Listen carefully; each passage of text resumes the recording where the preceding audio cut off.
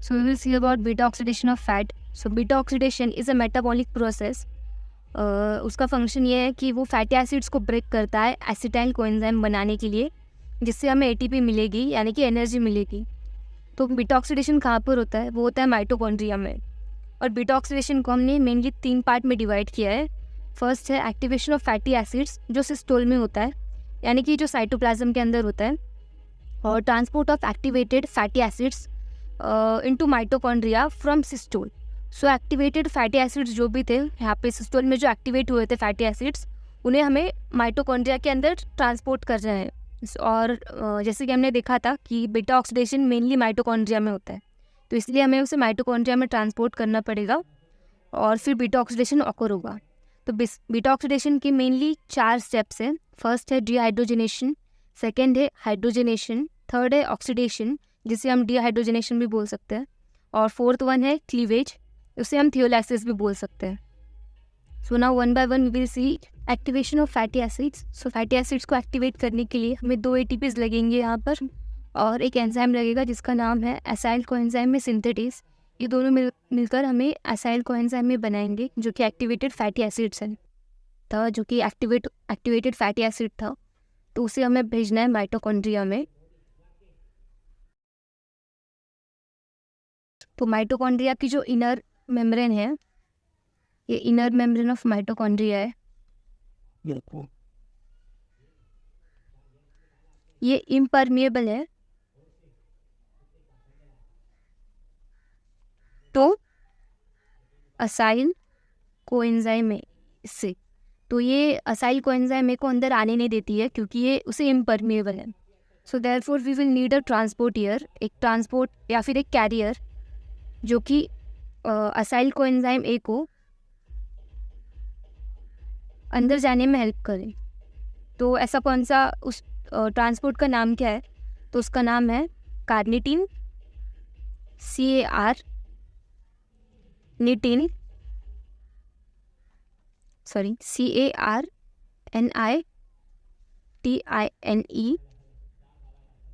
पाल्मिटॉल transferase. तो ये उस ट्रांसपोर्ट का नाम है कार्निटिन पाल्मिटॉल ट्रांसफरेज, जो कि इसके साथ एक एंजाइम है जो इसे हेल्प करेगा अंदर जाने में. तो एसाइल को एंजाइम के साथ कार्निटिन जो है एक्ट करेगा और फॉर्म करेगा असाइल कार्निटिन, और कोएंजाइम जो था उसे अलग कर देगा, बाहर ही रख देगा माइटोकॉन्ड्रिया के. तो एक कोएंजाइम अलग हो जाएगा और असाइल कार्निटिन एक हो जाएगा, और इसे फिर अंदर एंट्री मिल जाएगी. तो फिर अंदर आ जाएगा असाइल कार्निटिन. तो अब असाइल कार्निटिन आ गया, तो अभी इसका काम हो गया कार्निटिन का अंदर आने के बाद. तो फिर से ये अलग हो जाएगा और फॉर्म करेगा असाइल, और माइटोकॉन्ड्रिया के अंदर भी कोएंजाइम ए अवेलेबल होगा, तो फिर से ये फॉर्म कर देगा असाइल कोएंजाइम में. ये असाइल कोएंजाइम है और ये असाइल कोएंजाइम है, ये दोनों अलग है. ये माइटोकॉन्ड्रिया के बाहर वाला है और ये अंदर वाला है.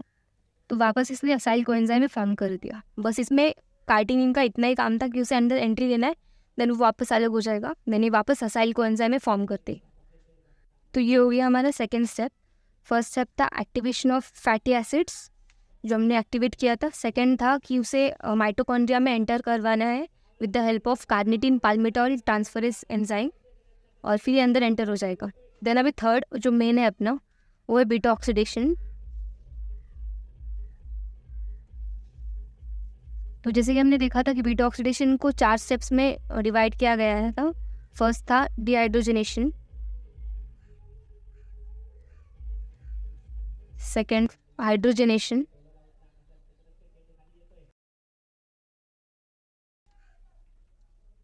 थर्ड था ऑक्सीडेशन, फोर्थ था thiolysis, which is also known as cleavage. Dehydrogenase, जिसे हम ऑक्सीडेशन भी बोल सकते हैं. तो हमें किसका डिहाइड्रोजनेस करना है? तो हमें असाइल कोएंजाइम का डिहाइड्रोजनेस करना है, जो अभी माइटोकॉन्ड्रिया में एंटर हो चुका है. इसके लिए हमें लगेगा FAD, FAD जो कि बाहर निकालेगा H एटम को, और ये हो जाएगा FADH2। और जो एंजाइम हमें ट्रांसइनॉल कोएंजाइम ए कन्वर्ट करने में लगेगा वो है असाइल कोएंजाइम डिहाइड्रोजिनेस। तो इस एंजाइम के प्रेजेंस में और इस FAD के प्रेजेंस में डिहाइड्रोजनेशन होगा और असाइल कोए कन्वर्ट हो जाएगा ट्रांसइनॉल कोए में, ठीक है।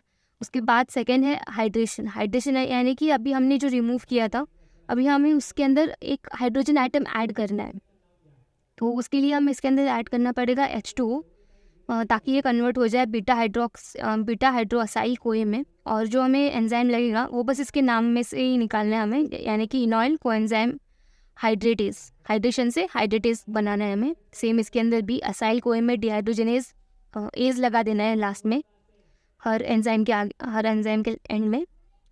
तो ये हो जाएगा बीटा हाइड्रोसाइल कोए। फिर उसके अंदर उसकी नेक्स्ट स्टेप आता है, थर्ड स्टेप, जो कि ऑक्सीडेशन। अभी हाइड्रेशन हो गया, अभी हमें इसका वापस ऑक्सीडेशन करना है, यानी कि वापस से इसमें से डिहाइड्रोजनेस करना है, वापस से इसके अंदर से हाइड्रेशन निकालना है। पहले हम लोगों ने रिमूव किया, वापस ऐड किया, वापस रिमूव करेंगे।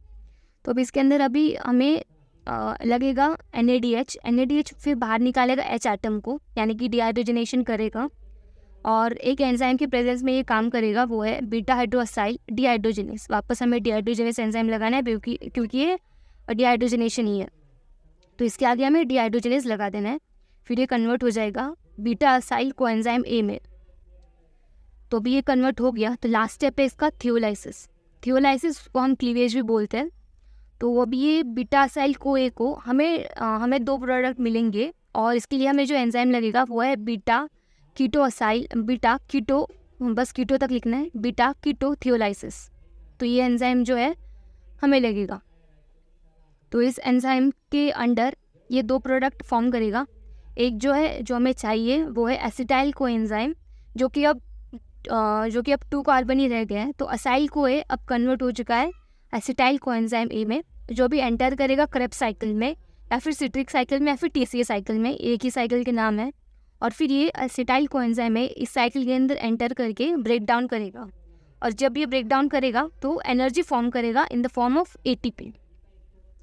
और जो दूसरा प्रोडक्ट फॉर्म हुआ था जो कि था असाइल कोए, ये अभी भी लॉन्गर चेन के फॉर्म में है। तो इसे वापस फर्दर ब्रेक डाउन करने के लिए हमें असाइल को वापस बीटा ऑक्सीडेशन को भेजना पड़ेगा, ताकि ये फर्दर इसको ब्रेक डाउन करे और वापस हमें प्रोडक्ट दे, जो कि ये एसिटाइल कोएंजाइम है, जिसे हम फर्दर यूज़ कर सके फॉर द एनर्जी जनरेशन। तो एनर्जेटिक्स, इससे कि हम लोगों ने देखा अभी बीटा ऑक्सीडेशन में से एक एसिटाइल कोएंजाइम में बना था, जो एंटर करेगा क्रेब्स साइकिल में और ब्रेक डाउन करेगा, जिससे 10 ATPs बनेंगे। फिर अभी हम देखेंगे इसके एनर्जेटिक्स डिटेल में। तो अभी फॉर एग्जांपल एक हमें सब्सटेंस दिया है, फैट दिया है, जो पाल्मेटिक ऑयल है, जिसके अंदर 16 कार्बन्स हैं। तो अब इसमें हम कैसे पता करेंगे कि हमें कितने बीटा ऑक्सीडेशन साइकिल्स चाहिए, जिससे हम ATPs पता कर सके कि कितना ATP प्रोड्यूस हुआ है। तो साइकिल्स के नंबर्स निकालने के लिए हमें एक फार्मूला अप्लाई करना पड़ेगा, जो कि है number of cycles is equal to number of carbon upon 2 - 1। तो पाल्मेटिक ऑयल का 16 कार्बन है, 16 डाल देंगे अपॉन 2 - 1, तो ये हो जाएगा 8 - 1, दैट इज 7 साइकिल्स। जैसे कि हम लोगों ने देखा अभी बीटा ऑक्सीडेशन में एक साइकिल के लिए हमें एक FADH लग रहा है और एक FADH प्रोड्यूस हो रहा है, एक NADH लग रहा है और NADH + H प्रोड्यूस हो रहा है, वो भी एक, और एक हाइड्रोजन आइटम और एक H2O आइटम भी हमें लग रहा है। तो ये सब 3 चीज़ें हमें लग रही है।